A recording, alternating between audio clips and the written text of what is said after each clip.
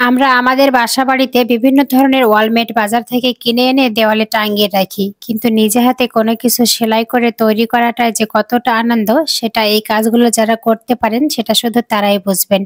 যারা সেলাই কাজ করতে ভালোবাসেন বা করতে পারেন তাদের জন্য আজকের এই ভিডিওটি। এভাবে আপনারাও খুব সুন্দর করে একটা রিবন দিয়ে ফ্লাওয়ার তৈরি করে নিতে পারেন।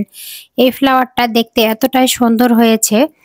এভাবে তৈরি করে আপনারা যদি আপনাদের বাসার দেয়ালে টাঙিয়ে রাখেন, দেখতে অনেক সুন্দর লাগবে। দেখেন কত সুন্দর করে এই ফ্লাওয়ারটা তৈরি করা হয়েছে। যারা রিবনের কাজ পারেন তারা এই ভিডিওটি দেখলে খুব সহজেই বুঝতে পারবেন এবং তৈরি করে নিতে পারবেন।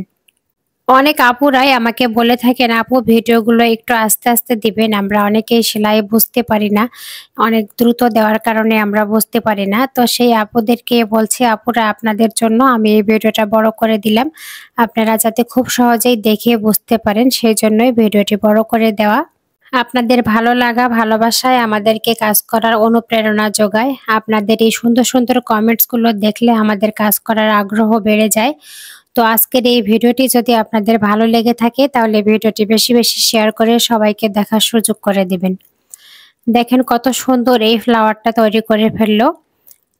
অসাধারণ সুন্দর এই রিবন ফ্লাওয়ার ঝুড়িটি দেখতে খুবই সুন্দর হয়েছে। এই সুন্দর ঝুড়িটি আপনারাও খুব সহজেই তৈরি করে নিতে পারবেন।